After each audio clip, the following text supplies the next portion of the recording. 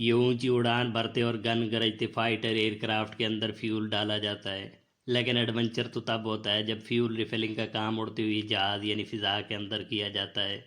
दोस्तों, फ़िज़ा के अंदर एक एयरक्राफ्ट से दूसरे एयरक्राफ्ट में फ्यूल रिफिलिंग को एयर टू एयर रिफिलिंग कहते हैं और इसे मिड एयर रिफिलिंग भी कहते हैं, क्योंकि कई मिशन लंबी उड़ान की डिमांड करते हैं।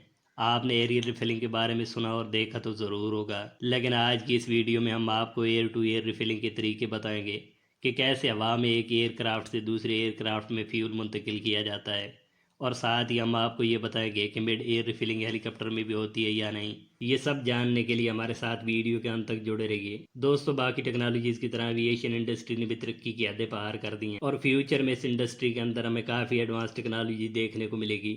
लेकिन मिड एयर रिफिलिंग काफ़ी पुरानी टेक्नोलॉजी है। पहली दफ़ा 1921 में फ़िज़ा के अंदर एक एयरक्राफ्ट से दूसरे एयरक्राफ्ट में फ्यूल रिफिलिंग की गई थी। दोस्तों, एयर टू एयर रिफिलिंग के लिए दो तरीके इस्तेमाल किए जाते हैं। इनमें एक तरीके का नाम प्रोब एंड ड्रॉग मेथड जबकि दूसरे का नाम फ्लाइंग बूम मेथड है। अब ये जानने से पहले कि मिड एयर रिफिलिंग कैसे होती है, दो आम टेक्निक्स का पता होना लाजमी है। सबसे पहले जानते हैं प्रोब एंड ड्रॉग रिफिलिंग सिस्टम के बारे में। इस सिस्टम के अंदर एक पतला और लंबा ट्यूब होता है जिसे आप पाइप भी कह सकते हैं। अब इस पाइप का एक सिरा जुड़ा होता है टैंकर एयरक्राफ्ट के साथ, यानी उस एयरक्राफ्ट के साथ जो फ्यूल को कैरी कर रहा होता है, जबकि इस ट्यूब का दूसरा सिरा जिसे ड्रॉग कहते हैं जुड़ा होता है फ्यूल रिसीविंग एयरक्राफ्ट के अंदर, यानी फाइटर जेट के अंदर जिसे फ्यूल रिफिलिंग की जरूरत होती है। इस ड्रॉग का स्ट्रक्चर बिल्कुल बैडमिंटन खेलने वाली शटल की तरह होता है। जब भी किसी एयरक्राफ्ट के अंदर रिफिलिंग की जरूरत पड़ती है तो टैंकर एयरक्राफ्ट रिफिलिंग एयरक्राफ्ट से पहले होता है और आहिस्ता आहिस्ता दोनों एयरक्राफ्ट एक दूसरे के करीब आते हैं। अब इस दौरान रिसीविंग एयरक्राफ्ट टैंकर यानी फ्यूल सप्लाई करने वाले एयरक्राफ्ट से कम ऊंचाई पर होता है और फिर एक प्रॉपर एंगल पर आकर टैंकर एयरक्राफ्ट से लगी ये पतली सी ट्यूब एक्सटेंड होना शुरू हो जाती है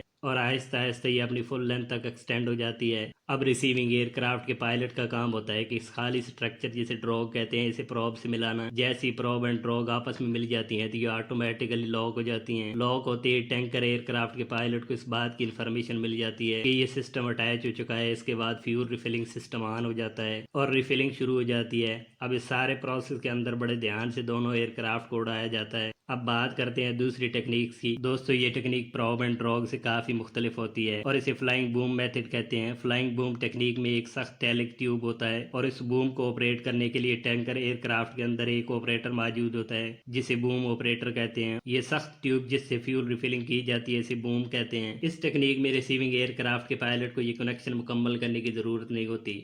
इसमें बूम ऑपरेटर रिसीवर के साथ बूम को कनेक्ट करता है जो इस टैंकर एयरक्राफ्ट में बैठकर इस बूम को ऑपरेट कर रहा होता है और रिसीविंग जेट के साथ कनेक्ट करता है। रिसीविंग एयरक्राफ्ट के पायलट का काम होता है कि अपनी पोजीशन को टैंकर एयरक्राफ्ट के पीछे और बेहद करीब रखना। इस टेक्निक के दौरान बूम ऑपरेटर इस ट्यूब को टैंकर एयरक्राफ्ट से निकाल कर एक्सटेंड करता है और रिसीविंग एयरक्राफ्ट के साथ कनेक्ट करता है। जैसे ये कनेक्ट होता है तो इस बूम के जरिए फ्यूल रिफिलिंग शुरू हो जाती है। दरअसल ये टेक्निक प्रोब एंड ड्रॉग टेक्निक से थोड़ी मुश्किल है, लेकिन इस टेक्निक से फ्यूल ज्यादा तेजी से ट्रांसफर होता है। अब इन दोनों तरीकों से रिफिलिंग के दौरान दोनों एयरक्राफ्ट को एक दूसरे के साथ स्पीड को मैच रखना इंतहाई ज़रूरी होता है। अब ये सवाल तो बनता है कि आखिर एयर टू एयर रिफिलिंग की ज़रूरत क्यों पेश आती है। तो दोस्तों, जंग के दौरान fighter jet back to back attack कर रहे होते हैं जिसके लिए इन्हें लैंड करने की ज़रूरत नहीं होती और फिजा में फ्यूल रिफिलिंग की जाती है। इसके अलावा आप भारत के रफाल तैयारों की मिसाल ले सकते हैं जो डायरेक्टली फ्रांस से भारत उड़कर आए थे और इस दौरान भी एयर टू एयर रिफिलिंग की गई थी। इसके अलावा अगर कोई एयरक्राफ्ट कम फ्यूल के साथ उड़ान भरता है तो ये ज़्यादा एनर्जी एफिशिएंट होता है। और अगर बात करें helicopter air to air refilling की तो ये काम काफ़ी रिस्की होता है फाइटर जेट के मुकाबले में, क्योंकि इसके अंदर सिर्फ प्रोब एंड ड्रॉग मेथड से फ्यूल रिफिलिंग होती है और हेलीकॉप्टर के तेज़ रफ्तार ब्लेड दौरान रिफिलिंग प्रोब को काट देते हैं।